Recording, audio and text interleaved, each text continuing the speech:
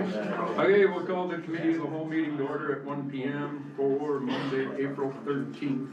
Jody? Yes. One moment, I forgot about my little statement. Please note, council meetings are streamed live and recorded on YouTube. Attendees acknowledge that in accordance with Section 20 Sub 2 of the Access to Information Act and Section 4 Sub C of the Protection of Privacy Act, names, addresses, and other details provided when speaking at a council meeting will be publicly shared. Should you have any questions related to the collection or disclosure of personal information, please contact the Legislative and Advisory Services Division for the Town of High River by sending an email to atip@highriver.ca. That's ATIPP@highriver.ca. Thanks, Jody. Just the adoption of today's agenda, I'll ask for a motion from Councillor Brookwell that the Committee of the Whole adopt the agenda for the Committee of the Whole meeting April 13th as presented. So I'll give you that motion now. Okay. All in favor? Carried. Last meeting minutes adoption. Ask for a motion from Councillor Cooey that the Committee of the Whole adopt the minutes from the March 23rd, 2026 Committee of the Whole meeting as presented. I'll give you that motion, Mayor Snodgrass. Good. All in favor? Carried. One delegation today from the High River Performing Arts Foundation. Dinah. Awesome. Thanks, Craig. I'll just, actually, if you could, I'll just do this. There's a hard copy. Yep. Thank you. How are you guys? Thank you. Hey, Tim.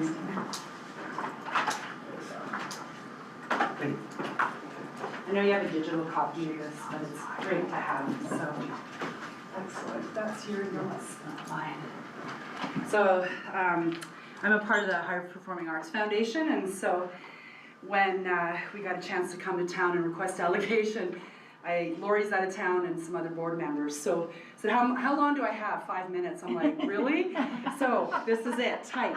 So we're right here. I've asked Jody just at the title slide to keep me there, and I'll tell you when to move forward. Okay. So good afternoon, Mayor and Council. Thanks for the opportunity to speak today. It's a big deal for us, for sure. So I'm here on behalf of the High River Performing Arts Foundation, and it's really to express our appreciation today. And so we want to share how we steward public investment and to affirm the value of the town's continued fee-for-service partnership with us as the HRPAF and the venue. So the next slide speaks to that appreciation. So first and foremost, to all of you, thank you. This town's operational support and fee-for-service partnership, they're foundational to the work that we do in town. And this relationship allows the HRPAF to do what we do, and that's to deliver that high-quality, accessible arts programming for the community while ensuring that artists are paid fairly and professionally. So in the slide deck, there's a link to the digitized annual report, and now you've got a hard copy in front of you as well. So the next slide, Jody. Actually, no, let me go back and make sure that thank you is expressed. So it's around our operational work that supports our fee-for-service partnership, and it's the basis for all that we do. So we thank you for that. So our programming, there we go, is intentionally focused across those 5 core areas, and these include the June and July Summer Series programming, the Bandstand Sunday programming, our gallery and public art installations, the community piano in operations in partnership with also the High River Lions Music Festival group and performers, and also we do programming for Culture Days in September. So this structure allows for us to serve a wide range of audiences while maintaining consistency and excellence in the programming for the arts and events in High River and at the venue. So the next one speaks to our values-driven approach. So our approach to public arts programming is grounded in values. So we prioritize artistic excellence and quality while ensuring fairness and transparency through an open application process.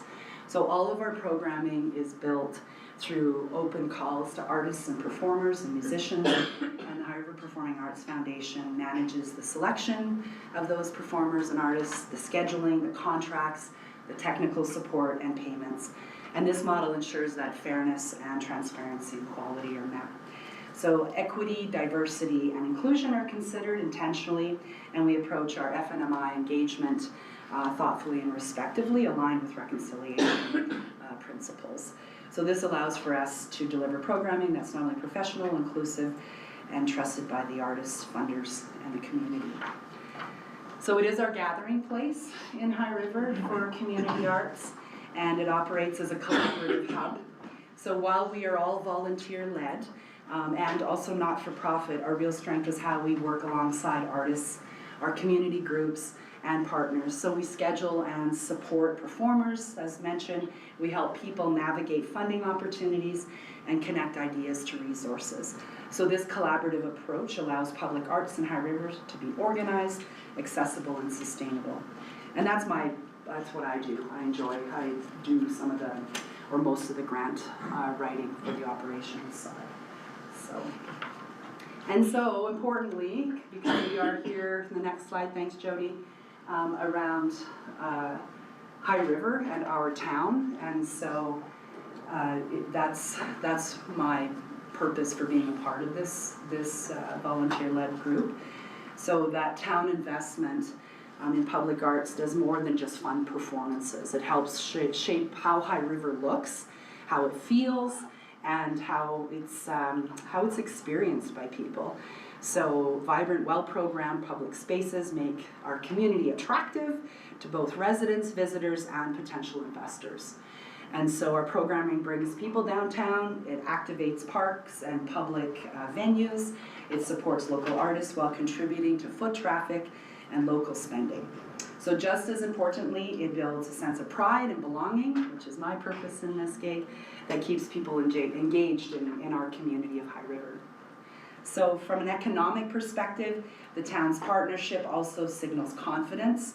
So the fee-for-service piece, it positions our board, and by extension High River, as a credible, investable community, which strengthens our ability to attract provincial, federal, and private funding that also multiplies the town's initial investment. Simply put, really, the town's support helps unlock additional dollars for us and High River. And I know that firsthand because that's the work that I do. It means a lot when the town has invested in the work as a fee-for-service, because it gives that credibility that we're looking for. So it's a reciprocated piece. So then the last slide, just looking ahead, we thank you. Really, that's what we're here to say today. And we're grateful for that continued partnership and respectfully encourage the continuation of the fee-for-service model that allows for this kind of work to thrive. And I know there's other groups that benefit from that fee-for-service as well. So the success of public arts program depends on that consistency. The momentum matters. Continued town partnership allows us to maintain quality, that fairness and access, ensuring that artists are paid, audiences are engaged, and High River continues to benefit culturally and economically. So the work is sustained through that collaborative piece, and the town's fee-for-service support remains a critical part of that shared success. So before you go today, our posters just came in today, our hard copies, but I was able to, on our first page, just our list for this year, our summer series lives in the front page. I just added that this morning. But we have our hard copy little cards coming. So the Bandstand Sundays and summer series are planned for this season already. So we're ready to go. I'm responsible for Culture Days, and so that planning comes out as its separate card a little bit in a couple months later, but it's exciting. It's going to be a great lineup as well. So yeah, thank you for having me today. So I'm not sure if there's questions or... Oh, you were gonna agree Yes. with Oh, that. I love that. Great. I know a lot about you, Mr. Mayor. Calling you that just feels Very funny. careful right now where I take this. Craig and I grew up in the back alley on Fifth Street together, often playing in mud puddles, so there's a lot of history there. Yes, Michael? Back alley. Not a question, just a comment. Yeah. I don't think I've ever heard anybody say they enjoy grant writing. So that's exceptional for me to hear, so maybe for some of the stuff we do as a town, we can like sub you out sometimes. Yeah, So much see, passion for it. you hear the difference though, sub me out versus volunteer. When you're volunteer grant writing, it's rewarding. When you're doing it for work, it's like a different story. Yeah. That's awesome. I appreciate that. Sub me out, that's what, yeah, I love it. That's great. Yeah, you're not wrong, I get it, so, yeah. That's awesome. Love what you guys do downtown dining, especially in the summertime, the music that gets played outdoors and everything kind Yeah. of fills downtown from the venue location for sure. And then in the park as well, and I think it's great that the town's helping support those artists and get that music into High River. I am curious as to where the building is. Sure, and so part of me coming today is my passion is the operational side, because that's what, I love cool stuff, and cool stuff in High River is really what I want. And Craig, your comment about, in the summer, so that's how we operate right now, and September is iffy sometimes. I know we had to move to the Culture Center or the FCIS, because of the snow at the end of September. So we are a seasonal outdoor place. The capital project is a part of our mission, vision and values goal. And so that kind of grant writing for capital projects, I'd rather do this.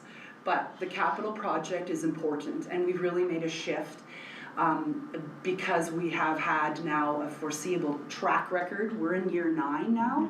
And so people like Calgary Foundation, they're, the big grant funders don't come in, and the town either, as initial investors, right? It needs to be seen that we're grassroots built, that we have an operational budget annually that we can maintain and do, and that's clear, and that's been a part of my work forward. So now, the exciting part is that like the grants and the project forward for the capital side is big bucks. Like, it's expensive to build a building like that. So we have irons in several federal grants, one being a green and inclusive grant, which is in excess of like $13 million. And so, if those project pieces come through, we're waiting for the right alignment. The one thing that I have to mention that's key, which is why the town's investment matters, is that we've been asked to, to be a part of the provincial application forward for capital projects, which is an invitation to the table.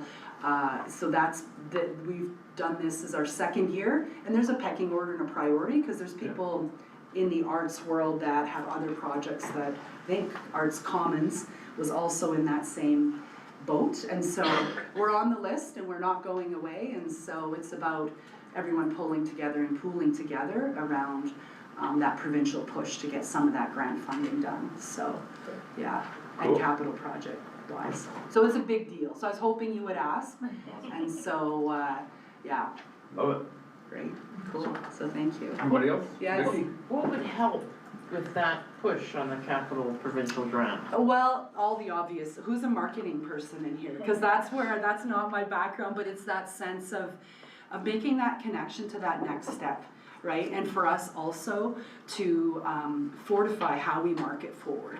And so our board, in terms of asking for money, that's really what it comes down to. And that part, not everyone's comfortable doing that, and or you do it in a way that's professional and calculated, and or you base it on your track record. So I know when you meet people, it's those individual conversations, it's business conversations in town. There is momentum around our donations and the ability to donate to the capital project. Even a once a month donation adds up over time. And so that's what I've found has been, my folks you know, to lay down, I speak about my folks, I don't know if I should, this is public too, on YouTube. Okay, Mom and Dad, when you watch this, as my cheap Dutch parents, that's why I was hesitant, sorry. They would not put out an amount, but they would do a donation once a month. So there's my call to my parents out there. We're looking for their $100 a month donation as an example. So, I mean, I jest, but truly, it is those conversations and next steps, yeah. So, yeah. Okay, thank you. Great. Good work. Thanks, everyone, I appreciate it. I'll just So- text Frank right now. Yeah, do that, yeah. He'll be Reminder, fall off your wallet. I know. Oh my gosh. Thanks, Anyway. Dinah. Thank Yeah, you. Well done. Thank you. Appreciate it. How are you? Good. How are you? Community art discussion, Jocelyn?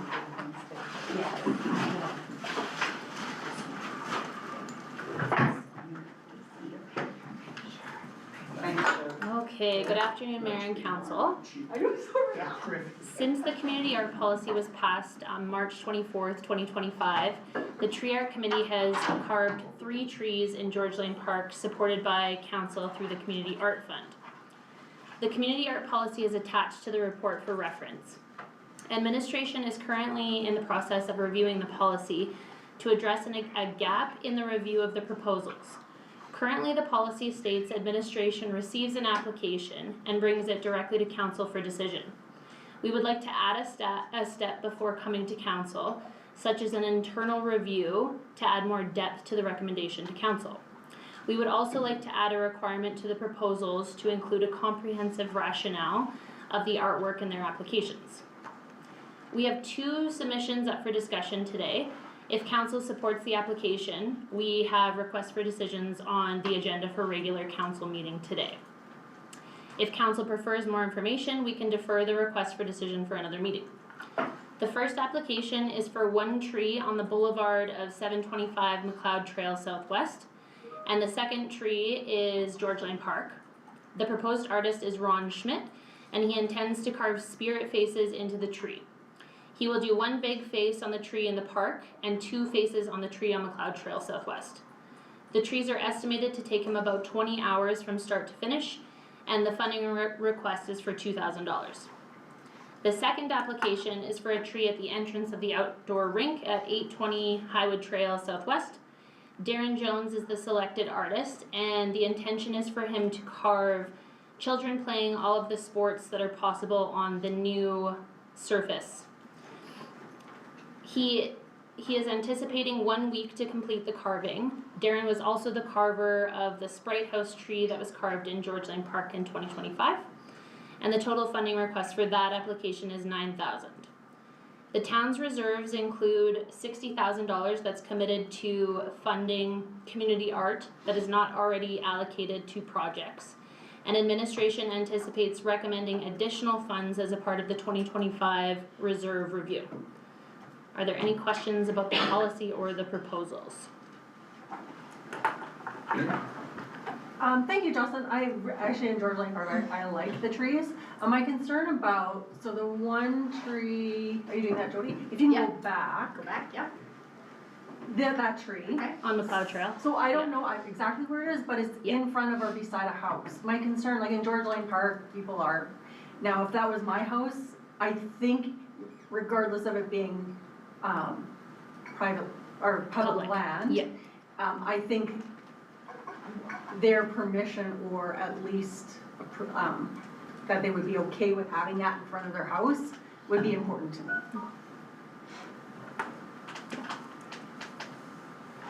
Yeah, I think we can add that to the process. At the very least, I guess notify. Right. Well, and if there It was is a our concern, then they could say Right. so, right? It's our tree. So approval or notify? Not approval. Okay. Okay, notify. Recognition, acceptance. But what I if think they, is we're what if looking they don't like it? for. Oh, they can give us their comment, then we have to talk about it. But ultimately, it's, like Kathy said, it's our tree, it's our land, right? Yeah. So being considerate about their opinion, absolutely. Yeah. But I don't think a legal, like, sign. Oh, okay, yes, okay, yes, I agree. And right now it is it does look like this right now outside of their house. Yeah. So it's currently just. And so it yeah. may not be an issue. Right. But I just Yeah. think that's That's a valid. courtesy, right? Yeah. That we should extend. It's a good courtesy. Does everybody else think? You know what Kathy thinks? Oh, it's hard to say, the house is for sale right now too. Oh. That adds a layer. How much traffic is it expected to attract as a tree yard? I don't think we have that really measurable. I think it's not necessarily about traffic as it is more just about general appreciation. I'm not honestly sure how we would track what we have seen. I know that we get a ton of positive feedback on what we have. The intention with the tree art projects was, and last time I was at council, it was kind of intended to branch it out from George Lane Park and eventually maybe have a map similar to the murals. So instead of just doing a mural walk, maybe you're doing a mural walk with the tree walks as well. So it would be community appreciation as well as like visitor information, another opportunity for people while they're here. So some traffic, but we don't know how much. Yeah. I mean, that's what I would worry about as a homeowner. For sure. Is how much was parking in front of your house? Yeah. It's how many were parking in front? And walking and standing and, yes. And Jocelyn, Yep. this is the one that's gonna be a spirit. Spirit face, yeah, 2 on this one. Are there, because of what we went through before? I know. Is there any particular people involved in these spirit faces? Currently, no, but I will add another part of the policy review that I have a note about is similar to CVAC, when we get a funding accountability report, we also want to add that to the community art policy. So you're getting a report based on their original application, so there's a little bit more accountability to what we've approved. Right. Yes. Okay. Yeah. I like the idea that it's going outside of George Lane Park. Same with the outdoor rink one, yes, yeah. Yeah, which brings up another point that we gotta keep in consideration when we're doing these trees, because they're becoming quite popular really fast. It's just how many of them we're going to do in George Lane Park, Yeah. but they're cool right now. But I have had comments from 2 people, that's it. But just saying, it's getting to be a little much. Right. Every tree turns into I'm not there near yet, but I think there is a balance as to how many we put into George Lane Park, but Councillor Barton and I, before the meeting, were talking, there's places in Wallaceville with oak trees in there where these old mature cottonwoods or poplars, whatever they are. It's probably wrong, doesn't matter.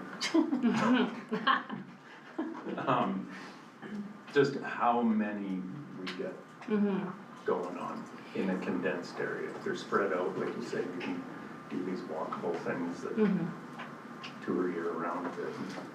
And that is also kind of in consultation with Darlene as well, because it's dependent on where the trees are being topped. Right. Right? So there's that piece as well. But Darlene is aware that it was a recommendation to branch it outside of George Lane Park. So 2 out of the 3 trees today are recommended outside of George Lane Park. Do they have like a lifespan, like, okay, the ones in the parks, like, I realize that that's sort of the dead tree, but do they have a planned life expectancy on them? Because, as, like, when they carve the wolves, how many times is that redone before it's gotta maybe disappear kind of thing? It just, is there anything on that? So the way that we have written the community art policy is essentially when we deem it a safety risk, then we can decommission it. And it's very hard to judge. The way that the policy is written again is kind of that we let it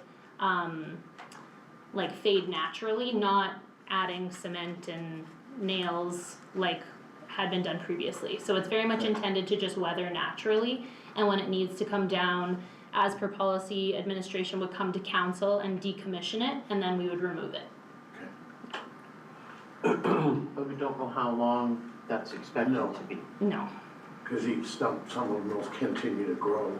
Yeah. Like that one will maybe grow out the top. Yeah, and exposure too, right? Like you're gonna get probably more exposure outside of George Lane Park than you will inside of George Lane Park. There's a lot of variables. With the last one that we did with, Darren Jones? no, Oh, the very first one we did. Jared Tailfeathers? Yeah, CVAC, yeah. wasn't he going to take care of it for 2 years and then after that it was gonna be left? Yes, but that one was funding approved through CVAC prior to us having the community Okay. art policy. Okay. So that's why, yeah, that one was a little bit different. Okay, Yeah, thank you. although those 2 trees are in George Lane Park, yes. So I just have a question, because I might have missed this when I was reading this stuff, but so this is a tree art application, like a policy that you're dealing with, specifically with that, but is this stuff that we're gonna deal with, like, wrote down this morning, murals, other art installations, whether it's the windmills, or the old Pioneer windmill. Square Yeah. windmill, like, So that's the community art policy. So I'm here with a community art proposal that just happens to be through a tree art committee who's working on the proposals. I could be here for a mural or a windmill, anything to do with community art on public land. but that's the The community Niagara art, Art Committee. and that's who I received the proposal from. So they're the entity doing the tree art carvings, essentially submitting the proposals Okay, to so the town. they're, okay. A separate entity. Yeah. Gotcha. I was just clarifying, that was kind of For one sure. of the things I was clarifying, we don't have a committee, an art committee No. that just popped up, okay? Yeah, which is why we speak to kind of a gap in the policy, because essentially I receive the application and then I bring it directly to council.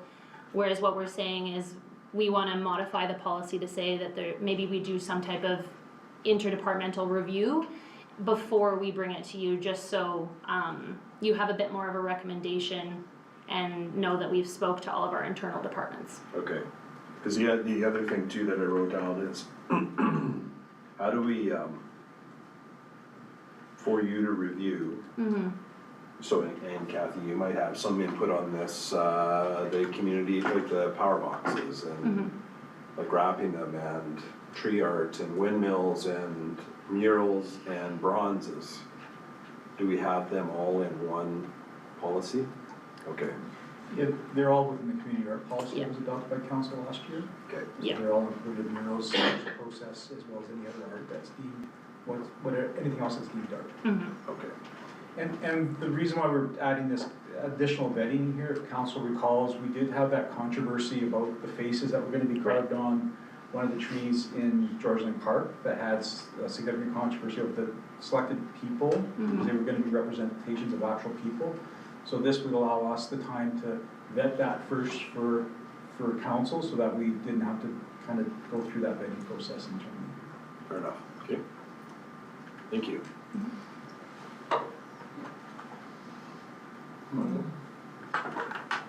Sorry, my mind always goes this way, but in terms of the commission cost of these projects,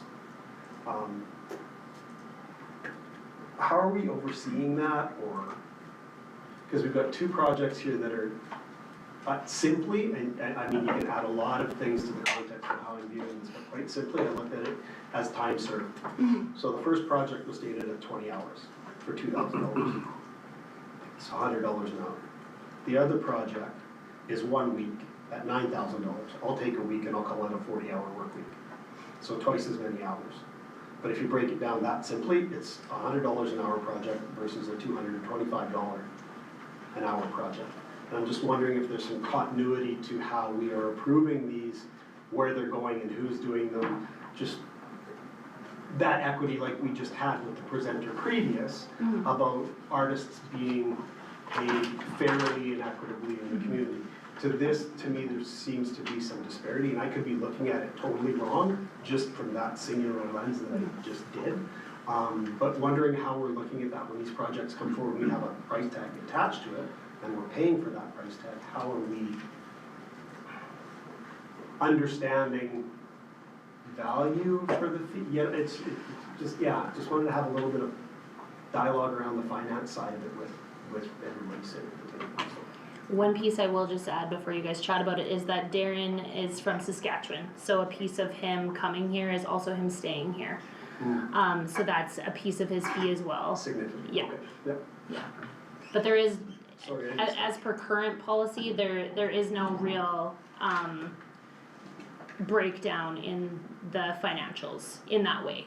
Like, we would receive the application and then again, ideally have that discussion internally before bringing it to you guys, but right now we don't have that process.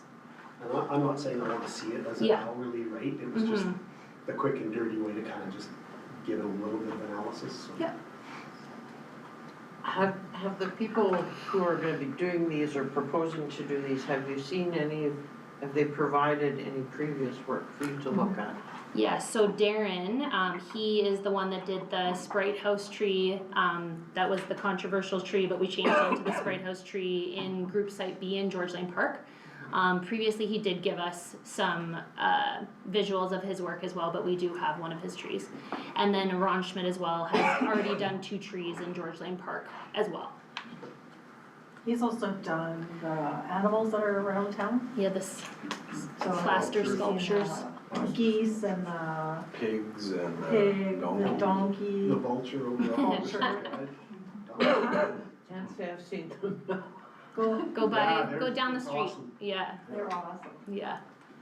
I've seen a pig standing on one leg. That's it. Sounds like his work. I think it's really cool that it's branching outside of George Lane Park. I mean, it's just becomes, to me, another high riverism. It makes us unique. It's another thing that we as citizens can appreciate, but it's also a calling card when people come to town. Maybe they come to the balloon glow, right? And then they get wind of there's these other things to see, and that makes them venture out into the community. Maybe some of them just come here to appreciate it on a vacation, so to speak, or some people come and choose and live here. So I think it's really fantastic. So.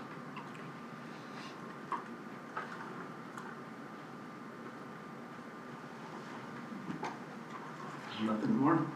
I like the idea of allowing these things to weather naturally, and then we'll decommission them. I don't like with the wolves. Yeah. A lot that went on when those wolves were built back in those days. And then they've kind of been pieced back together and everything else, and it just loses, when you do that, it loses kind of the initial intention of it. Same as the murals we have around town. I will never forget the 2019, you said? No, it was not. Probably 2015.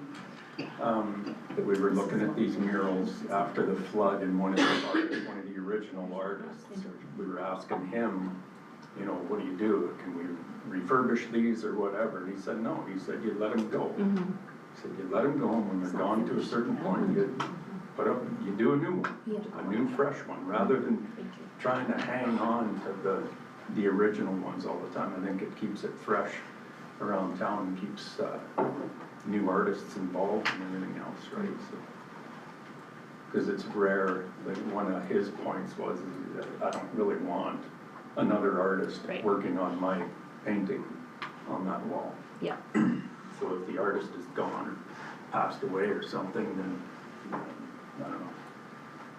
They're here for a certain amount of time that we get to enjoy them, and when they're done, they're done. And we do new ones. Anything else? All good? Thanks, Joss. So keep it on the agenda for today? Got it? Sounds like it. Okay, thank you. Asset retirement obligations, Michelle.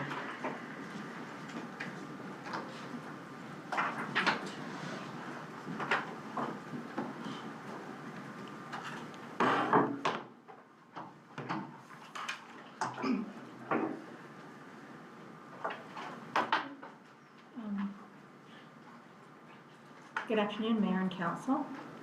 Finance wanted to provide an update on the qualifications that will continue to appear on the town's 2025 audited financial statements related to asset retirement obligation and contaminated sites. Both of these items are long-term accounting estimates. They reflect possible future costs the town may need to incur to retire certain assets or remediate specific locations, costs that may not arise for decades.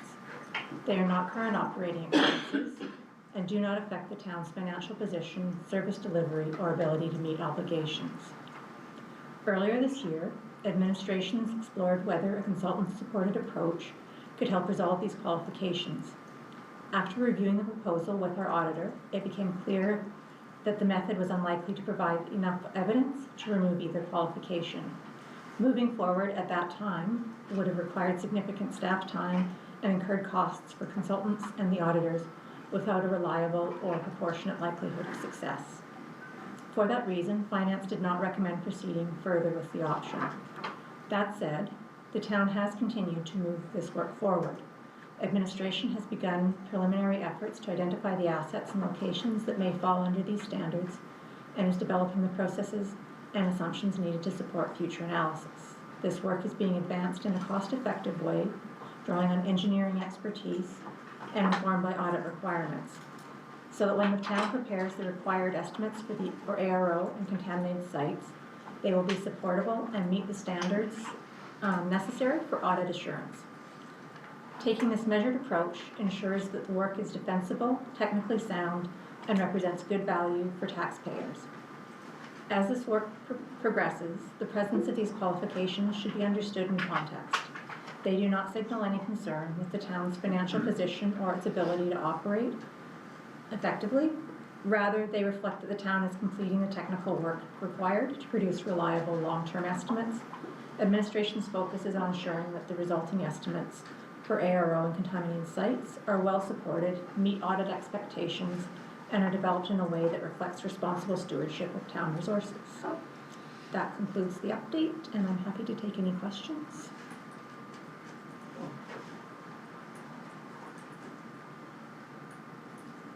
Or happier still to just leave. I have a question. Sure. Just on asset management altogether. This is obviously preventing us from getting a clean financial statement, just unqualified. Mm-hmm. So how does this fit into our asset management operation or program or plan? So it's part and parcel of it, so to speak. At the end of the day, this is a kind of a measurement for under PSAS about what the obligation actually is if we were to, say, for example, retire the Highwood Center and understand what's inside that building from a contaminated materials perspective and what that potential cost may be when we decide to retire the Highwood Center. So it's about projecting what the future cost is. It doesn't necessarily it's part of our asset inventory, but not necessarily part of our asset management process when it talks about maintaining and replacing assets or portions of those assets within that building, for example. So, for example, under asset management principles, that building will be broken up into several asset components, including structure, HVAC, electrical kind of systems. And so it doesn't prevent us from replacing those, but we don't have to necessarily retire those aspects of things because part of those assets won't have any asset retirement obligations, for example. So say replacing the rooftop unit, no asset retirement obligation, likely because there's no contaminated material. If we decide to update the windows or change the insulation within that building, because it's probably got vermiculite insulation with asbestos in it, then you're gonna have that asset retirement obligation and identify that through that process. So while it's managing, we've got our asset inventory, and this is that asset retirement obligation for those that have contaminated materials that are gonna have a higher cost to retire over time, if that makes sense. Yeah, it does. So the asset management part, I'm assuming would be broken into a number of different pods as well. Yeah, there's, if I recall correctly, we have 62,000 approximately assets in total for different linkages, from manholes to pipes to valves to hydrants. So, it's broken up into its specific components, and then it's managed based upon the life cycle span of those assets. So that's the asset management piece, right? The asset management piece manages based upon the life cycle and when it has to be replaced. This is that liability associated with a contaminated material that's gonna be above and beyond what a typical replacement sink would be. So I'll give you a great example under ARO. Some communities will list asbestos concrete pipe as an asset retirement obligation. Some will not. They'll just leave the asbestos concrete pipe in the ground when they decide to change out the pipe. And so it doesn't get on the inventory.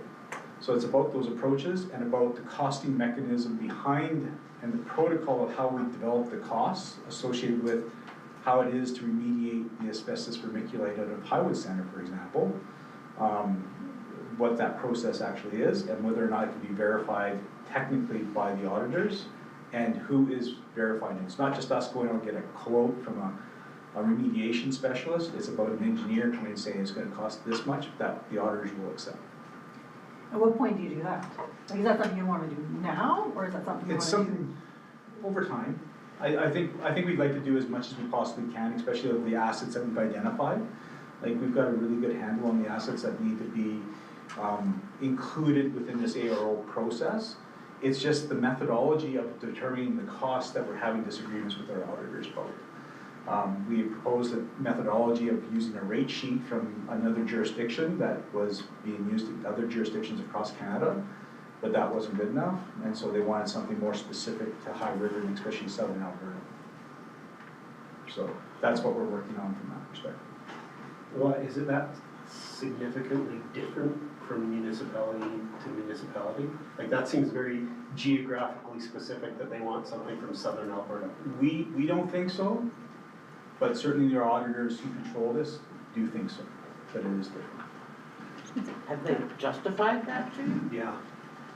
Could I Good question. just put in that it is, like, where it arises from is sort of a legal requirement. So where there's a legal requirement to either retire the asset or remediate the contaminated site.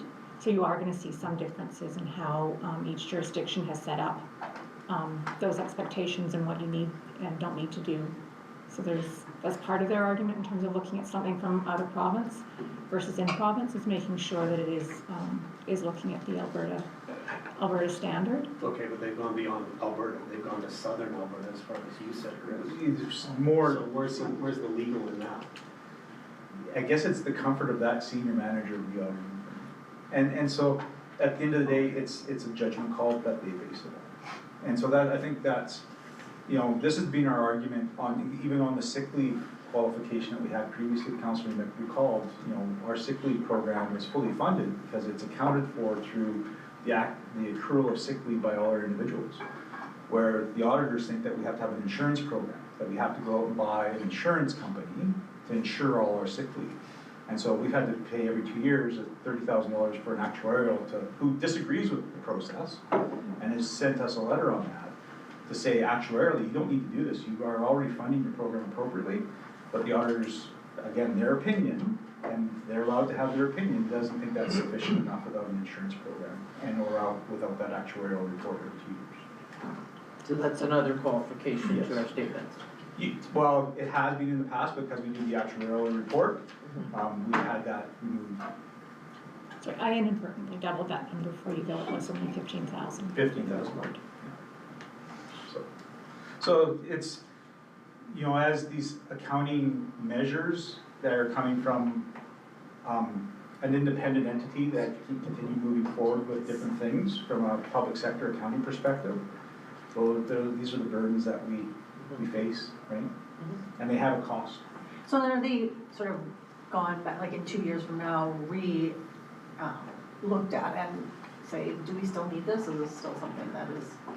I can't predict what PSAS will do. Well, I mean for us. Oh, Is it for something us. that we continuously kind You will of be monitor? continuing monitoring, Okay. and likely, once the inventory is done and the protocol on calculating the cost to remediate and the retirement obligation is confirmed by the auditors, and as long as we stay true to that process, and it can be verified, because that's all they're looking for, is that whatever process you use, it can be adequately verified and proved by the auditor. So that's what they're looking for, and so that's kind of what we're,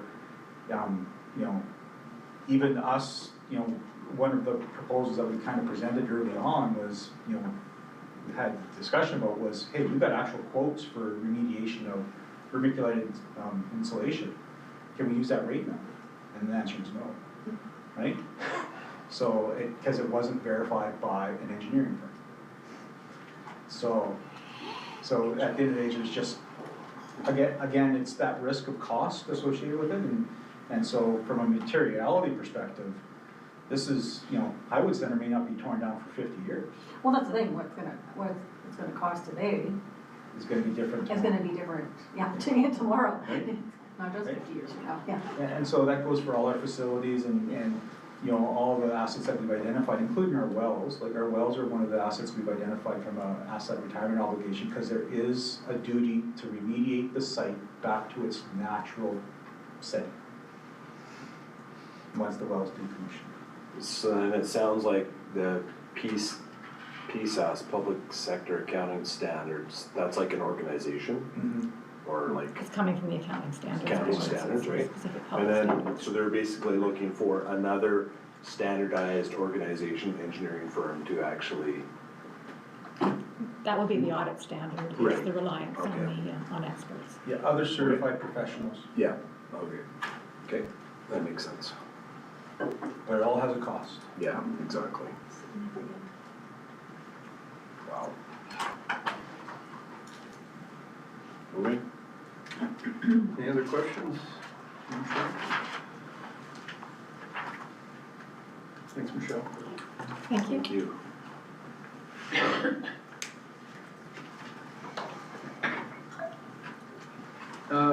Council remuneration reimbursable expenses policies. Joey? Yeah, thank you. Good afternoon. Earlier this year, council's remuneration came up in discussion, and administration was directed to consider amendments to the council remuneration policy and the council reimbursable expense policy. Both policies were adopted before the 2025 municipal election to set the remuneration rate for the 2025 to 2029 members of council. As you may recall, last year's recommendation for the remuneration were provided by the recommendations were provided by the Council Remuneration Task Force, of which I see a couple of them here today. And this was the first time we'd actually used that approach. Previously, it was administration that did that work, so going with the task force made it more transparent and gave it an arm's length approach. And we do feel there are possible areas for clarification and improvement in both of those policies. Municipalities across the province face similar challenges when determining the appropriate remuneration for their elected officials, and many municipalities perform data collection and a full review process in advance of the municipal election to determine whether their elected officials are fairly compensated. Having said that, a straightforward comparison is very challenging, as there's many considerations, including the size of the municipality, the demands on the elected officials. Specifically, you look at the city of Calgary, they are full-time elected officials. We're here, you're part-time. I think every single one of our elected officials have an actual real job. Additional demands on elected officials for those other board and committee meetings that you are appointed to or volunteering to attend. Depends on what our budgeted revenues are as a municipality and how much reach we have and work ongoing. The location and demographic, our rate of growth, whether or not our elected officials receive benefits, including pension, RSP, the basic health benefits, and then also the allowable expenses or additional compensation, which we've been referring to as per diems. However, the per diem, in a sense, where it is not to cover your actual expenses, because those can be reimbursed, it's more for your time away from your primary business and your family. While council receives the cost of living allocation increases in line with the rest of town staff, because you are all considered staff under our OH&S legislation, you have not actually received an increase to your base salary since 2018. And at that time, it was to offset some changes to tax implications. So there wasn't actually a change in the pay that elected officials received. It was a difference in how tax was calculated for elected officials. So we made an adjustment to make sure that your pay did not decrease because of those tax changes. Going back further than that, because our current council management software doesn't go back so far. Going back to like 2013, I didn't actually see anywhere that council had received an increase to their base salaries, so it has been some time. The base salaries haven't changed in at least that 10-12 years. The per diem rates were adjusted in 2021, but these rates are rarely used. For instance, in 2025, they were used 5 times by 3 different counselors that attended either out of area meetings, conferences, or training or other information sessions. Therefore, administration feels it is important to complete a full review to assess how elected officials are compensated for the time and dedication to our community. And you'll notice that the draft amendments that were included in the Committee of the Whole agenda package does include some suggestions for consideration. However, we do want a more fulsome feedback and input from our elected officials so that we can determine what is the right way. There are municipalities that have completely done away with per diems, and you can see that their base salary is higher to compensate for that. Other municipalities, elected officials do not have benefits. You can see that again reflected in their salaries. So what path is the right path for us to go down when considering, do we look at increasing per diems? Do we look at excluding the board and committee commitments from your base salary? Because right now those are lumped in with everything. So that's essentially our question today, is to ask members of council, what areas should we focus on, or what input and feedback do you have for us? Just an easy question. Kind is. You know, any adjustments that we might make in this is not just for this council. This sets up all our future councils as well. And where we're at. I've got my own feelings on where base salary is for councillors. I think it's far too low right now for the amount that, you know, I think lots of this historically was, you know, a lot on the mayor to go here, there, and, you know, do that kind of stuff. Where now I see that it's far more spread out. And councillors are all very busy too, and you're absolutely right, Jody. Everybody here's got a job. Every, you know, being here takes away from my business, Michael's business, Jenny, go down the road. So compensation is absolutely 100% fair.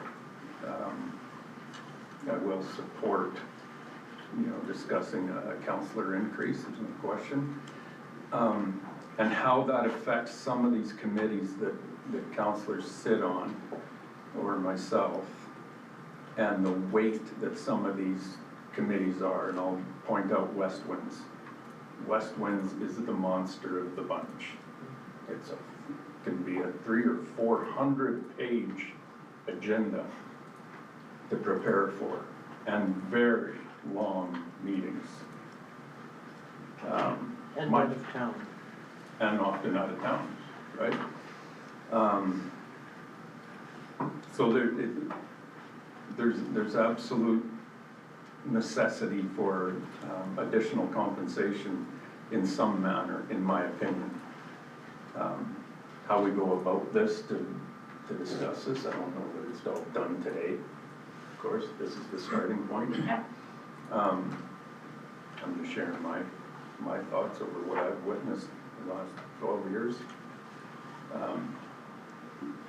But yeah, there's a few of these boards that can be picked up that are, you know, West Winds comparatively to the museum or Shepherd Family Park. Those are they're not equal at all. So yeah, how you do that, and you know, do you, like what Jody was saying, do you adjust base salary, or do you do per diems for that councillor that sits on that board? I don't know. That's a council discussion. Anybody else? I'm just gonna throw one thing in, and most of you probably won't agree with me, but, the COLA being applied to council, I have a problem with. because the justification is not the same. We are not, nobody's gonna come poaching us to get us to work somewhere else because we're so wonderful, and underpaid. I guess we all came to this position with our eyes open as to, if we didn't, we should have, what the pay was, if it was important to us. And there aren't many people in the private sector these days that are getting any pay increases, they just aren't. And I would have I have a great concern about the COLA being applied to council. And I would have concern applying any additional pay, because I don't think people can afford it. Now, Westmans or committees of that depth and I guess involvement is a different kettle of fish. I think there should be a reasonable per diem or compensation for councillors who have to sit on committees of that volume and importance. Travel, there's all kinds of aspects of, I know Westwinds, there may be other committees that have got involved with that are similar, but I know that one is a monster, and I would like to see us do something for whoever sits on that committee. It won't ever be me because I don't drive at night, but I do think that committee deserves some compensation. There may be other similar ones. I can say, while council cannot be poached, there was one topic that the council remuneration task force did consider, and it was how many candidates we have that actually put their hand up for an election. And it's a challenging piece to know based on the timing that we do the review for remuneration, because at that point in time you don't know, are we going to have a strong showing of candidates for this particular election? And one of the discussion pieces that we touched on was, in general, you're seeing, not necessarily in High River, but in some instances you're seeing where municipalities simply don't even have people that are willing to run. So it's a bit of a balance trying to figure out where High River sits in that too. In 2025, we did have a fairly good showing of candidates, so that is nice to see. I don't know how much of that is based on the salary piece, but you want to make sure that that isn't something that is keeping them from running either, the compensation piece, so. And anybody that sits around this table for the money is crazy. Yeah, absolutely. Just saying. Yeah, we did have some input that was taken to the task force as well as to how many hours and what the time commitment is. And yeah, there is an absolute lot of work and dedication that is donated essentially when you break it down per hour, right? Because the base salary is based on your basic coming to a meeting and being a part of a meeting, and all those other things are really extra. But also those other things, for me, are important because I like getting out there, I like talking to people, I like finding out what concerns, issues are, and just to be in the public. But to think that we haven't had an increase in pay besides the cost of living in more than 12 years is crazy. Like I get that we're not paid a substantial amount, but I think compensated for the time we do put in is important, however that is, yeah.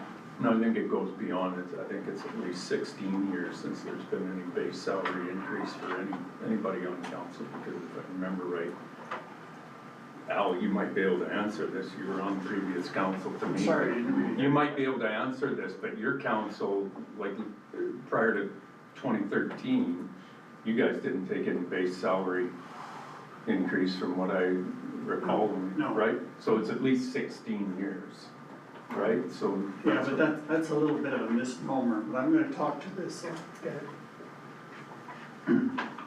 I don't know how it's a misnomer, it's either gonna be yes or no, but. I'll explain it.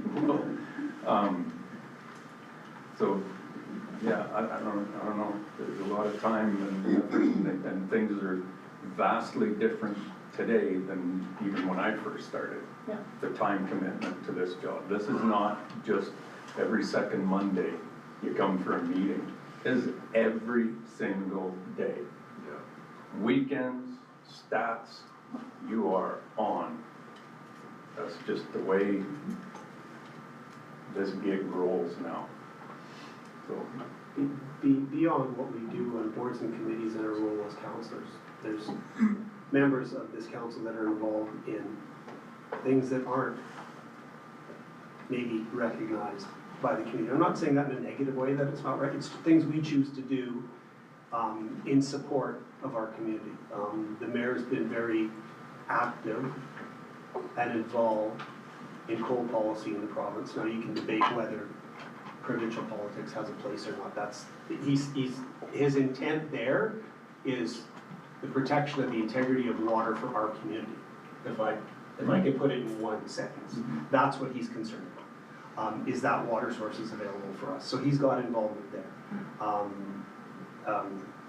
Him and I were involved in what was going on with the biodigester and the feedlot. There's these things we take on. Jenny, now you're involved provincially with the Municipalities Association. I sit on the Regional Advisory Committee for Healthcare. We all have these other things that we take on because of our roles as councillors. And we've taken them on for Jenny's point of being active in the community and bringing betterment to the community. Now, I'm not using that as a justification piece to say, hey, let's all have a big salary increase. But there is a fair and equitable number that's there, the compensation that should be there. Man, I wouldn't have any employees if I didn't give them a raise in the last 16 years. So to say the private sector is not giving increases to their employees is a fallacy, because I just gave my employees a raise this year. Now, it's cost of living based. It's not, I think what Al was saying, an increase is an increase is an increase, but I'll let you speak to that. I can't have my employees work for less than they did the previous year. A loaf of bread is more money. I can't make them take their dollar that they earned and turn it into $1.25 so that they can buy that thing. And it's a really difficult balance from a business perspective, to stay profitable and open and function and try to compensate your employees fairly. So I think there's a conversation here. I can't just say no, like we can't do that. But in the same token, I don't want to seem self-serving in that conversation that I want more money. Michael doesn't want more money. I came into this position because I wanted to do something in the community. It's nice that there's some compensation, but considering that, me saying, okay, I don't want more money, there are people that will sit in these chairs beyond us in the future. And part of what we're doing now is discussing what that framework is going forward, and how do we have a compensation that attracts people that we want to sit in these chairs. If it is ever decreasing those philanthropic people that will come to the table because they just want to do better for their community, that number is going to continue to shrink, in my opinion. There might not always be a group of individuals that I think here that we all might say, we're not here for the money, we're here to serve the community. That's great and good, but there are some people that will tie this into their livelihood, that want to contribute but also need to get paid. I think it's a very fine balancing act we're at here, and I appreciate the conversation. Like, yes or no, there's some things to talk about further, I think. Yeah. I'm in support of talking about it. Just a little historical, in 2013, there was an external committee that reviewed our base salaries, because my dad was on that, and there was no increase recommended at that time. Can we ask the members of the tax task force, your decisions were made knowing that council qualified for COLA? Yes. Yes. Okay, thank you. Sorry.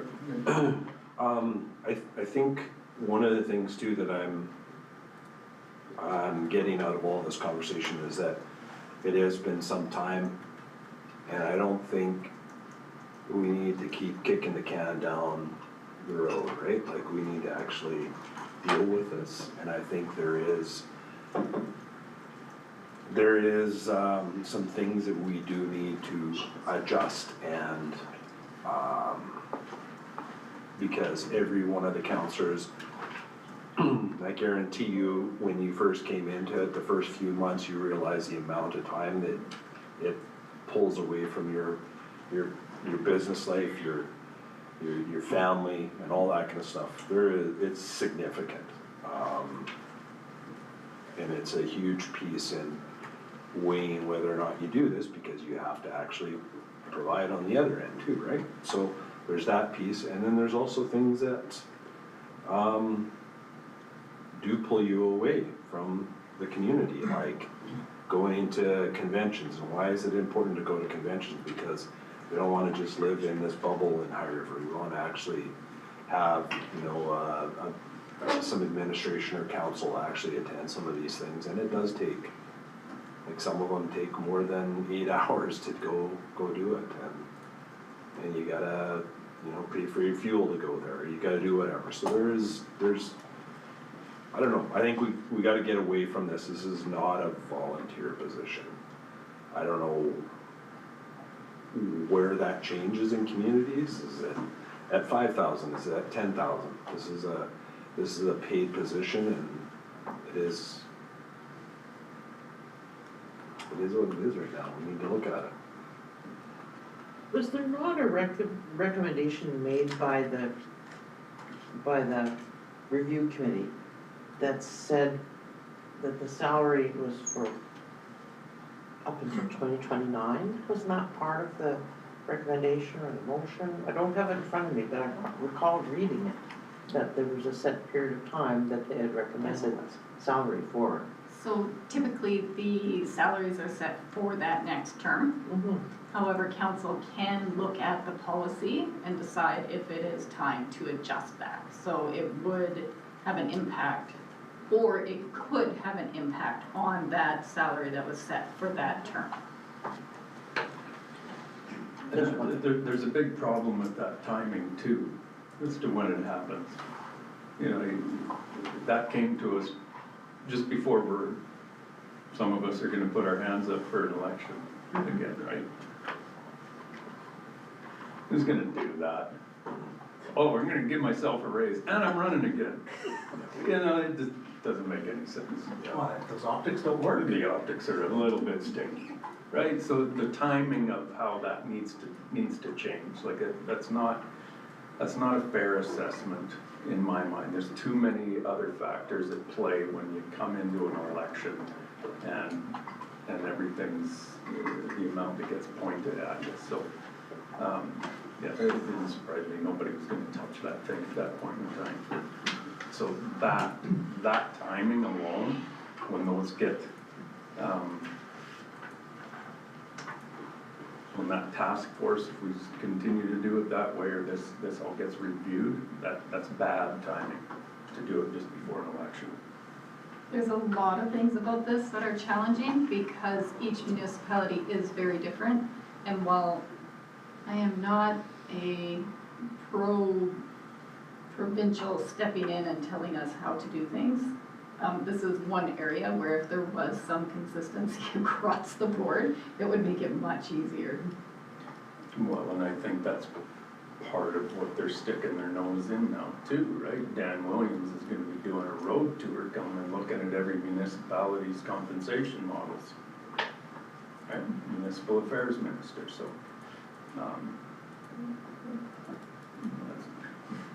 Well, and you do have communities similar size to us, for example, that pay almost twice what the mayor gets and twice what councillors get, right? And not saying that we need to be comparable to those, but this is, like Jody says, you're not comparing apples to apples across the province. Everybody does things a little bit differently, and how they share their information is different as well, because they may not tell the intricacies of their per diem policy, for example, that they pay for committee, for attending committee meetings or public hearings or anything along those lines that are a different structure. And so you want to facilitate a conversation about outside your base salary, is there a different structure that recognizes, like Mayor Snodgrass said, recognizes the work burden associated with something like a West Wind or other committees that we have internally that recognizes that, that commitment of time, to be fairly compensated for that commitment of time, because it does take away from your personal life, because these are not daytime meetings, these are nighttime meetings, right? It takes away from your work life and your family life, all those types of things, and it needs to be, you know, we just wanna make sure administratively that we're fair to council. Okay, how do we go forward? I'm happy to take input, like individually from committee of the whole, and then I could pull something together and then share it once again for, see if we're on the right track or. Just an idea. Yep. There's a couple members of the task force that are here. They have I'm gonna say a wealth of knowledge that they gained by doing what they did. I wouldn't mind if we could find time as council with that task force, with administration, just to talk about it rather than me giving you, Jody, a few snippets. Okay. And you go away and come back with a quote-unquote solution to snippets of comments from council. I'd appreciate more an open dialogue, that meaning, you know, we got members of the community that volunteered to be on the task force with council and talking it through and understanding what they looked at when they made the decision that they did, and talking about this per diem idea or what that means. I would just like some more dialogue around it rather than what we just shared here today and you going away and trying to formulate something from it. I think we can give it a bit more teeth or give you more to build from. Just, that's just an idea. Well, we've got a little bit of time today and we're going into the Q&A here. Does council have anything more to say about this right now? Because I want to ask Al wanted to speak to this, so I'll give you the floor. Al. Yeah. Can I sit over there? You're more than I welcome. can look y'all in the face. Yep.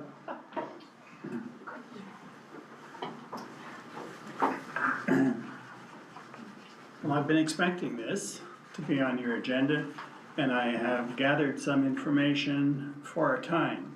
So the question is, what is fair and equitable compensation? And I think we all want to land on the same thing. When I finished in 2013, and I think our salary then was our base salary was about $20,000. So you all just had a cost of living increase, which I believe was $5,550, which increases the base rate. Spread between the 7 of us, yes. I'm sorry? Spread between the 7 of us. Oh, Yeah, that was the total.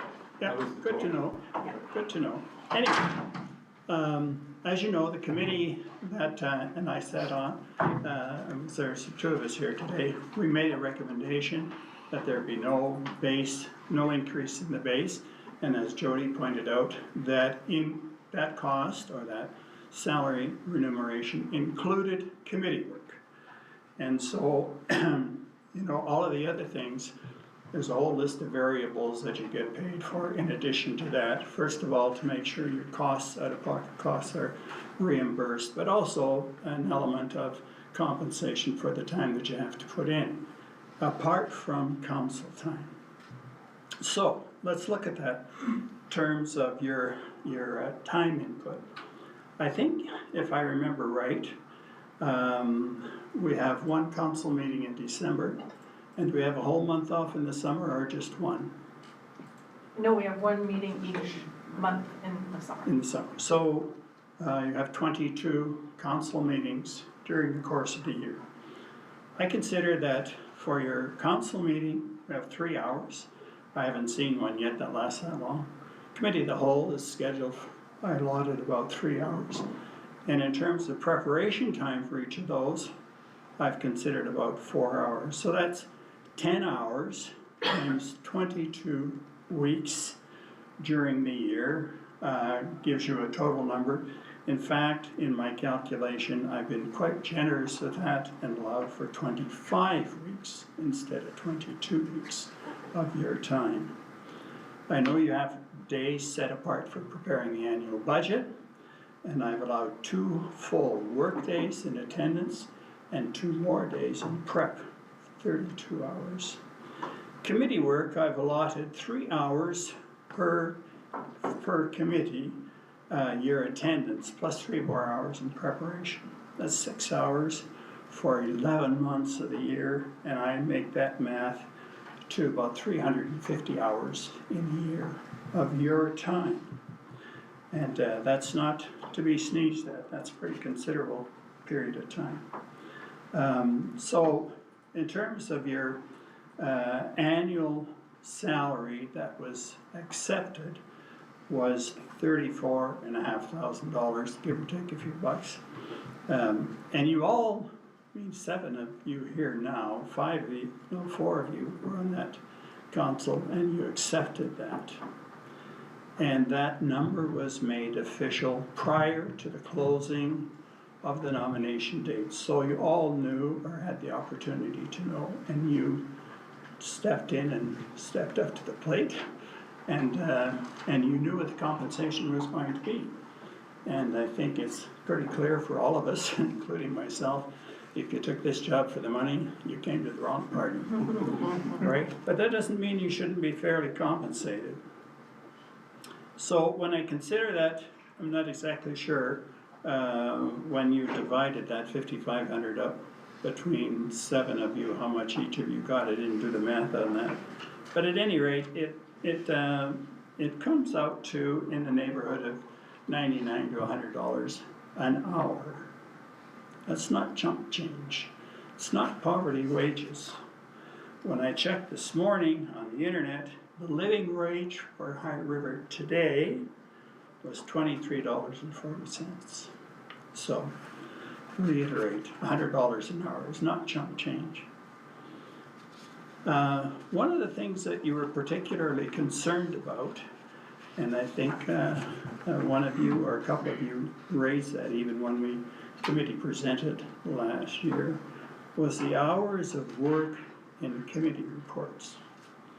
Since this council was inaugurated in November, that's 5 months, there's 7 of you, and 5 times 7 committee reports should be about 35 potential reports. We've had 12 committee reports. Councillor Cooley, you're to be commended, you have the most. You reported 4 times. Councillor Barton, you reported once. And yet you want more money to suggest that your time for attending committee meetings is not adequately compensated. And I suggest you've been compensated for the time you put in. So let me get this clear. You're basing this on how many times a councillor shared information from a committee in a council meeting? Yes. That's your council, that's your formal. Do you honestly think that's a fair assessment, Al, of the work we put in? That No, I didn't say that, Craig. Don't misunderstand me. First of all. I guess I am misunderstanding. You are, indeed. First of all, when I considered the tabulation, I overcompensated for the hours that you probably put in. You assume you I do, well, I was there, so I do assume. Making assumptions And, you know, because you're the mayor, you obviously put in a lot more time, so this is directed, the wage levels and the hour levels are directed at the council. But from my own experience too, I recall very well that 250 hours for council time, cow time, and preparation for that for a course of a year is more than generous. Now, I know that you get telephone calls, I know that you get email messages and all of those things, and I don't know how you would actually measure all of those things because it's different for all of you, every one of you. Some of you respond to emails, others of you don't, right? So, at any rate, what I reported about committee reports are those reports that are formally presented by council members at council, and beyond that we have nobody. None of the, beyond this audience, nobody in the community knows how much time that is.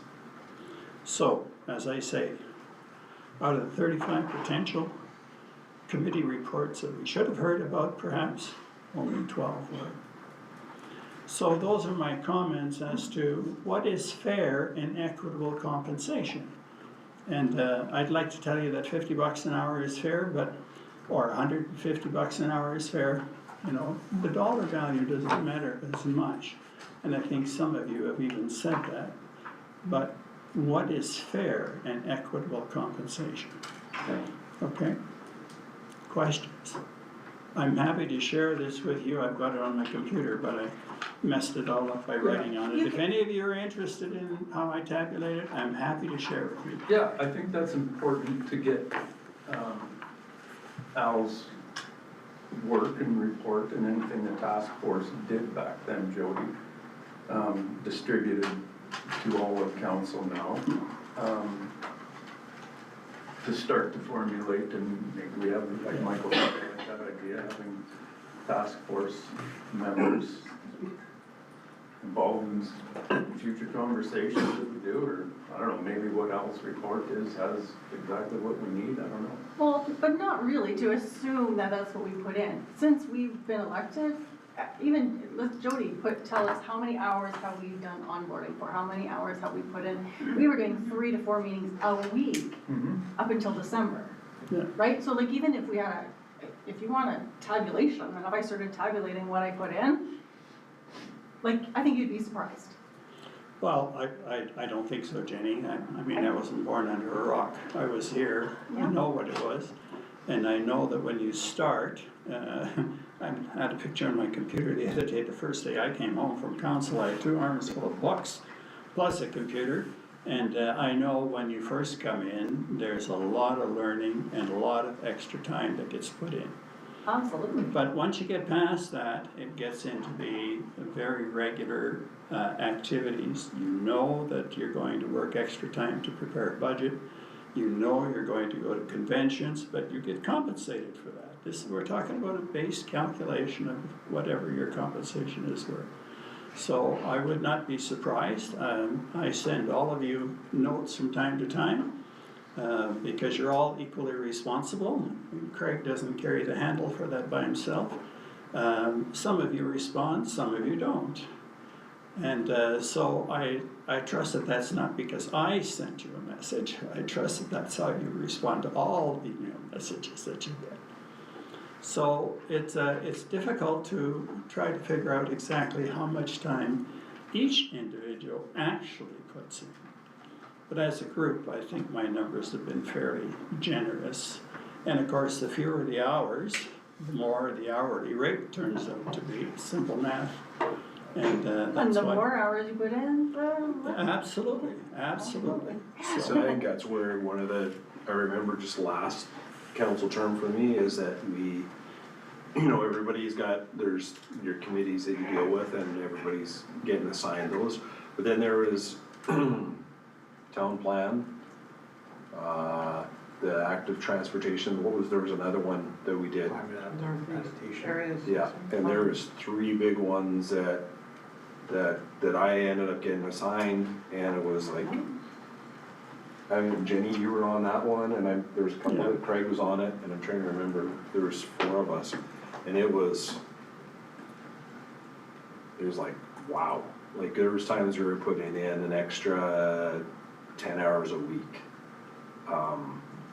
for months, right? So, and I get what you're saying, I appreciate that. I think there's just, how do we delineate that, right? There's gotta be some sort of like, well, Vicky can't do some of these things at this particular time, so, you know, I'll go to a meeting or whatever and fill in for her, or we're getting inundated with a load of work, right, that we weren't anticipating. Because lots of times these things are decided once we get into them. Sorry guys, we gotta jump out of this. Sure. Oh, yeah. I accidentally skipped over the DP piece. Oh, Gennadi's in there. Thanks, Al, very much. I'll send all of you my calculation there. Okay, Thank you. Thanks, Al. Gennady, sorry, let's jump into this frontage build-out variance.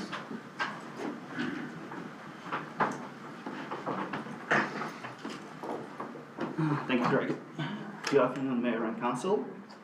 today I have a variance for information. The applicant has requested to vary the frontage build-out. This was a development permit that was originally received and accepted on May 5th, 25th of last year.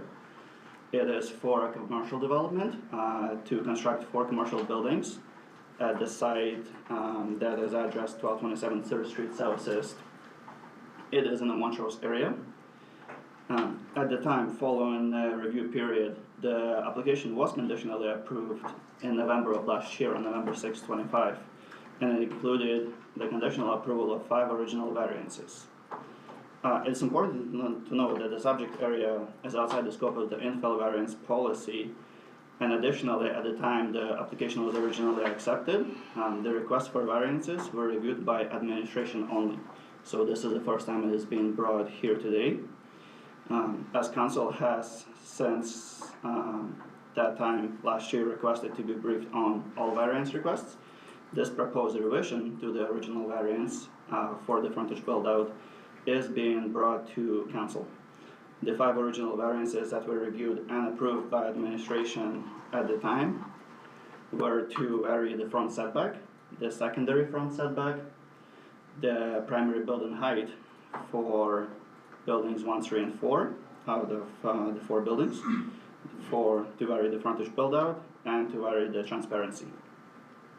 All 5 variances went through a 21-day public appeal period in November of last year, and there were no appeals that were received. The application was therefore ready to be approved once the applicant met the remaining prior to release conditions. They currently have until May 6, 26 to complete those. Now, in January of this year, on January 6, 26, the applicant did come to us and let us know that they would like to revise the width of building number 2, which is fronting 12th Avenue. This would have an impact further to the originally approved frontage build-out variance. The rationale was that they originally had a playground space which was going to be on the roof of the building. They wanted to relocate it to the ground, and as a result, they also wanted to remove 1 commercial retail unit from the building, which would reduce the width of the building itself. This rationale was reviewed by administration, and we did not have concerns with supporting this further increase to the frontage build-out variance. It was deemed to be minor, and from the report, we had originally approved the variance for the frontage build-out to be at 59.5%. This would further reduce it to 57.7%, so the difference would only have been 1.8% in this instance. Visually, there should be no impact because the playground space will fill the vacant space of the commercial retail unit. There is also an impact to the transparency of the building. However, because that commercial retail unit is being removed, the rest of the transparency on the remaining face of that's facing 12th Avenue is actually being increased to be closer to compliance rather than further away. Due to those factors, administration does not have concerns with further supporting an additional increase to the frontage build-out. We do, however, want to take it through another 21-day public appeal period to make sure that we're being transparent to the public on what the final approval will be. And I wanted to see if anybody had any questions at this time. How close are they to the transparency piece? To meeting the Originally, they were approved for the standard itself is for there to be 50% transparency on the elevation of the building. They were at 42% originally, but now because they are reducing the width of the building, that actually impacts it, and it's now bringing it to 45%, so closer rather than further away from the standard. And why are we okay reducing it? We are Why are we not? The variance that we are looking at is the frontage build-out. So the frontage build-out is being reduced, but the transparency is being brought closer to compliance. So they removed a chunk of the building. So. Exactly, but there will be a playground space there in its place. We are also, we feel that we would be in support of it. There is also a residential development that is being proposed by the same applicants at the same time. And it will also have an additional residential building that will further fill the space that is usually occupied by the frontage build-out at the front of the property. Therefore, taking all of those factors into account, the frontage build-out through both of those developments would be at 70%, which is this minimum requirement that we have. So if you were, Jody, to go to the site plan. Well, it's Sorry, coming back to that 70%, you're saying the residential, once they build the residential, then they'll be at the 70%? Is that correct, what I heard you say? Visually, it will look to be 70%, because. Once they build the residential? Yes. So it's not being built yet, so we really don't know. So we made a Mexican bargaining agreement to trade off on something that isn't even really on the table right now. I'm bringing it up to But isn't the residential show, to give you an idea of what the site will look like once both developments are complete, There's without four taking the residential piece into account. Say, for example, for some reason the developer decided not to proceed with it at the moment, and we would only have the commercial development.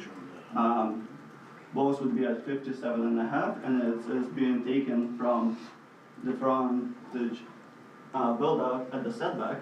So this property line, the frontage build out is meant to calculate the percentage of that property line at the front setback that is being filled by the front elevation. So right now, we're approved for 59.5% against 70. And with the removal of the CRU, it'll be at 57.7. But because you do have residential development that they are also in the process of having their application applied for, this residential building will be here, further fill in the space at the front. So visually, the frontage build out will be. That's not part of the DP right now. That's No. The residential is a separate DP. Exactly. So you could Okay, ignore so that. that's my problem, is we're Yep. making trade-offs on this DP based on something that's not even on the table yet. Is that So- the residential that's portion the way could I'm- be 20 years down the road? Yeah, I'm trying to understand it, you're allowing this to happen because this might happen over there, and that's not even a development permit right now. So that's why I'd say this Mexican bartering agreement about, okay, we're gonna give you this because you're maybe gonna do that over there.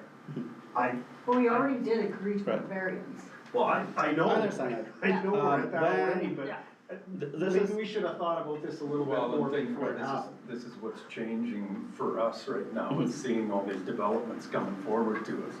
And what the end result is going to look like. Again, we've got another building with, you know, a elementary level of architectural design to it, right along 12th Avenue, right? Right. Like, where are we gonna, and this is what we keep continually talking about, is what do we want this town to look like? And again, this development makes it even more important that we start putting architectural requirements into these developments, because that is less than basic in my mind. Like, you are, and again, I'll say it again, when we did that land use bylaw, the members that were a part of that wanted to make it flexible. You know, give developers some flexibility. Well, our mindset was that give them flexibility so that, you know, because, well, then we'll elevate the design. Right. What we're seeing happen is they're using that flexibility, in my mind, they're degrading the design. Right. That's mine. Architecturally, it's just as basic as, and honestly, it's cheap for them to do it that way. You know, again, there's not a hell of a lot we can do about it, because the land use bylaw today is the way it is, but I'm with Michael on using that percentage on a future possible maybe residential thing, and we don't know that that's actually going to be that. Right, I guess I could, A tough time with that. yeah, I could. Things have changed since we first did this, sorry, like, we're starting to really see what's coming to us. And a lot of it in town right now. Right. I don't know what to What tell I'd you. like to understand is when this gets put on the desk and we look at it, like, I would go to 12th and I would stand across the street, or I would drive by it and I would imagine this being there, and in my Yeah. mind, I'm like, do I wanna see this or not? And right away when I saw this in the package, I'm like, okay, I'm gonna drive east on 12th and there's just gonna be what's now a vacant piece of property, this wall of building. And yeah, there's some architectural features from the proposed visual that we got, but it's basically a wall that sits right on the sidewalk. I don't know. To Craig's point about, you know, some architectural nuance and some appreciation for aesthetics in our community,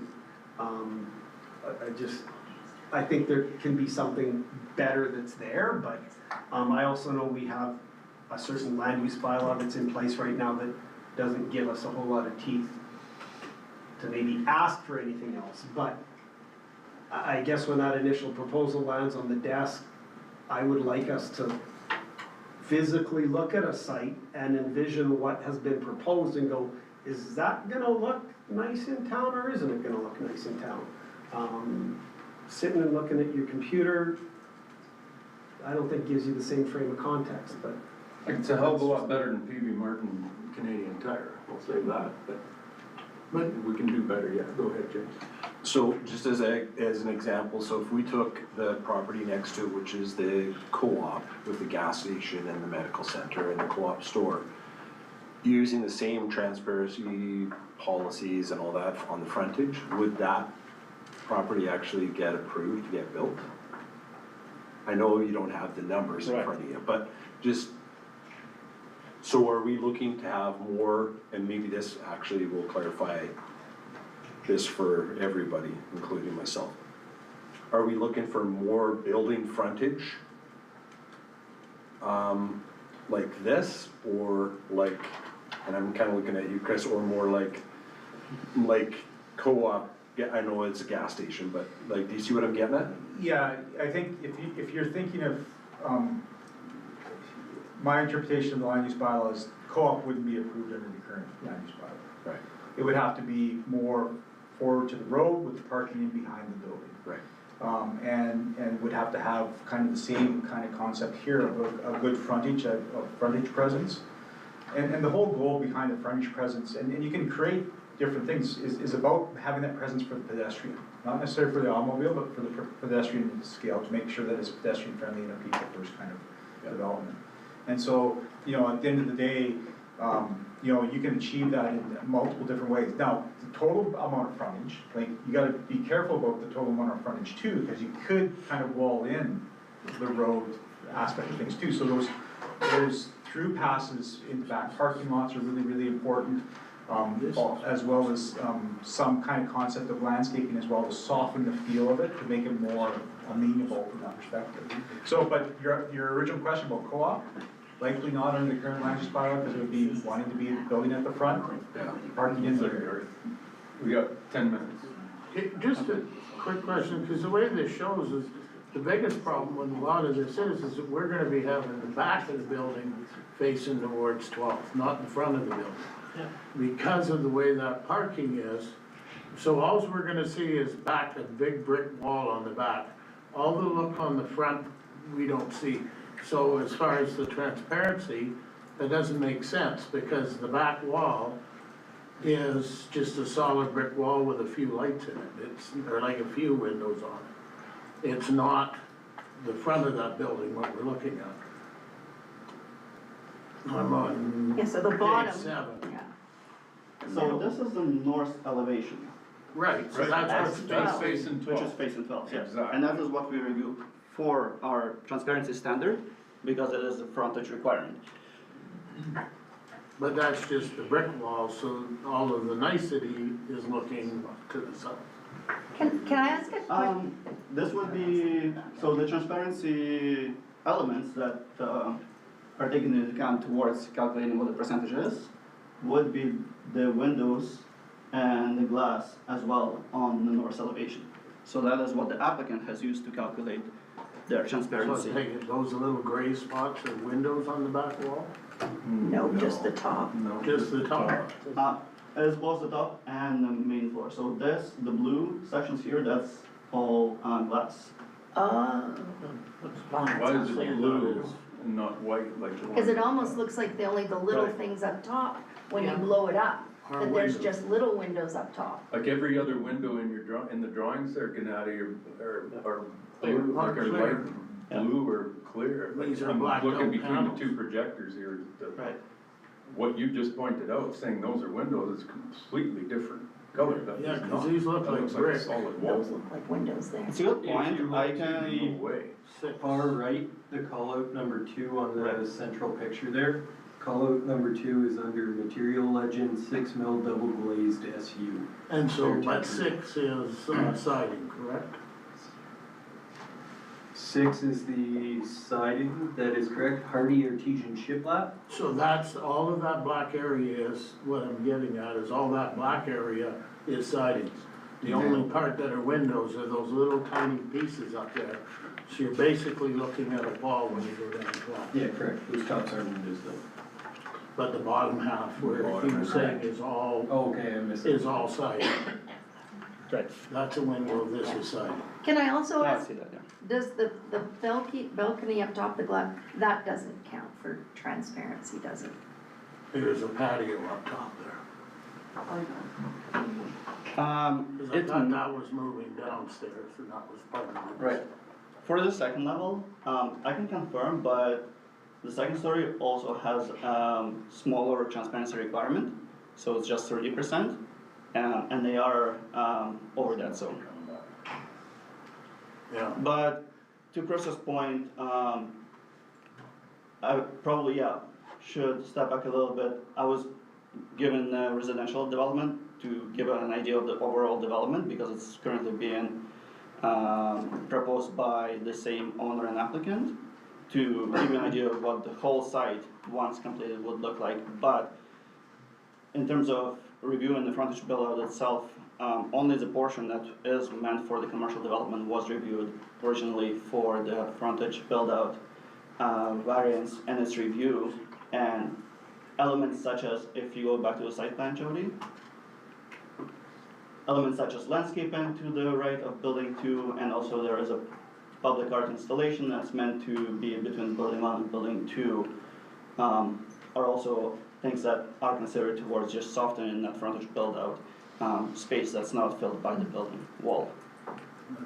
So that was thinking originally in terms of approving the original variance request. I think this has to come back. I can't speak anything.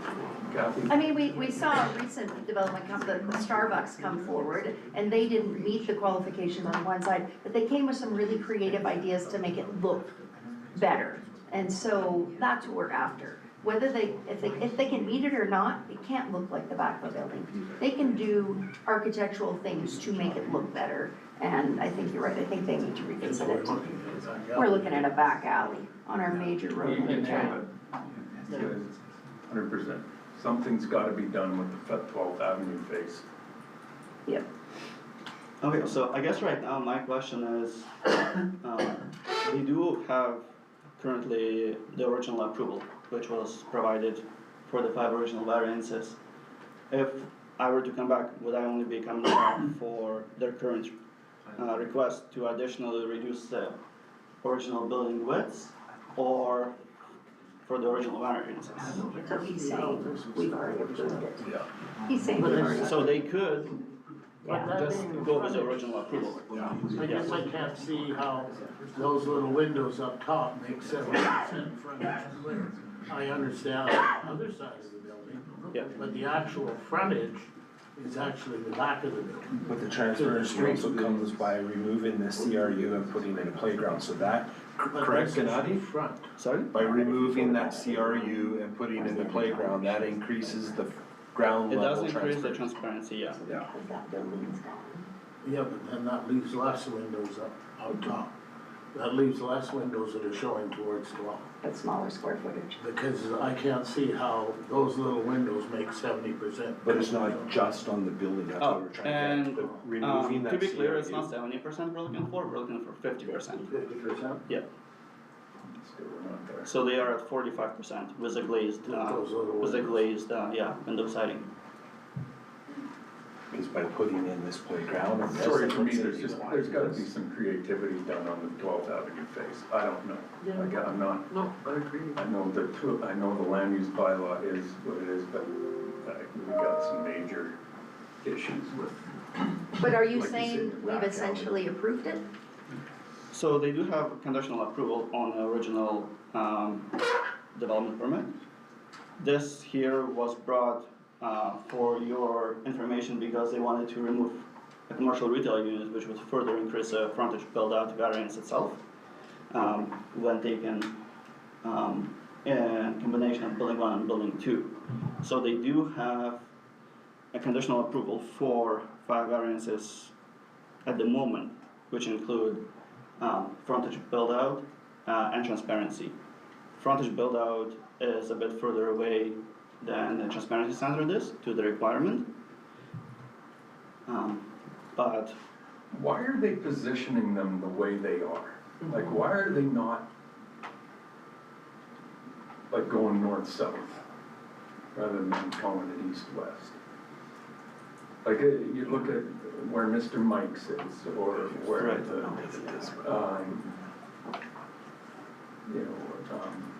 Mark's. They're taking no advantage of the traffic along 12. Yeah, like it. the frontage is considered 12th Avenue, so that is where for the frontage build-out is being reviewed towards, rather than First Street in this case, if I understand you correctly. I don't know what to do today, Gennady. I don't know. I'm not liking what the end product is going to look like for High River along 12th Avenue. Because for me, But do we sorry, have, Fred. do we have anything that says they can't? That's the We just problem, did. right? Well, right now, with the variances, we can say no to the variances, that's why we're here today, but. Because for me, the problem is the frontage of the building isn't the front facing 12. Correct. The frontage of the building is not on the town street. It's, Yes, but from an administrative perspective, the side facing 12th Avenue was considered the frontage towards our review of the frontage requirements. So for us, we were actually focused on that elevation to make sure that whatever was facing 12th Avenue was meeting or being as close as they can be to the requirement, rather than the elevation to the south, which is towards their lot, which is into their lot, internally towards the parking area. You're saying that frontage is 45% right now? Right. The frontage transparency? Right now, it is 42%, and with the proposal to reduce the width of building 2 will be 45%. The original variance, I have a crazy question. What? We're gonna say no to the variances, I'm guessing. I have a crazy question. So let's say out of building 1, we left 1, 3, and 4 where they are, and turn building 2, right? Would that change the transparency? Well, I think there's a couple issues what here. we can do is, oh, go ahead. What's that? Yeah. One, we have to remember that there is a conditional approval already in place, right? So they have the authority to move forward with what their original approval was. Right. And so they have until May 6th, if I recall? May 6th to kind of meet all those conditions to move forward. If they don't meet those conditions, then they have to submit a new application, I'm presuming? Or they can request an extension to Request an complete those extension. conditions. Now, that does not necessarily, at the end of the day, the land use bylaw, they're closed, like on the transparency issue, they're closed. You know, I think there's this variance opens up the ability for us to maybe say, hey, we don't like some stuff here. Can we negotiate something differently in addition to? If not, they always have the default to go back to the original conditional approval and ask for that extension and move forward after May 6th. And realistically, in building 2, in one of the buildings, they could add 6 windows and they meet. Right, like, So, at the end of the day, it does affect the back of house, like, yeah.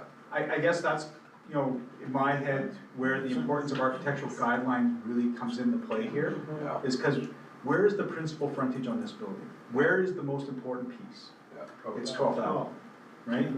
And so if our bylaw's not really allowing that and really spelling that out clearly, then we need to make some changes, That's 100%. right? Okay, we've got 10 minutes before the next council, so I don't know, you guys handle that. Yeah. You got enough feedback from us to do something.